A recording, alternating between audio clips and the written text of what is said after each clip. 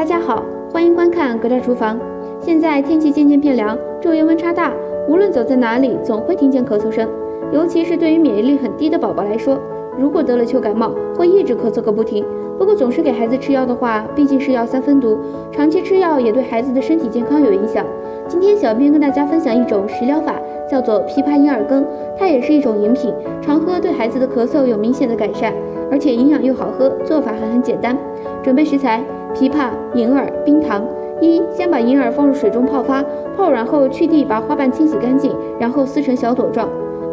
锅中倒入适量的水，把银耳放进去，用大火煮熟炖糯。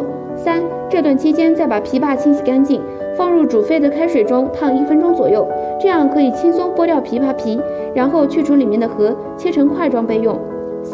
当银耳汤煮至汤汁粘稠出胶后，把切好的枇杷放进去，还可以加入适量的冰糖嘛，味道会更好。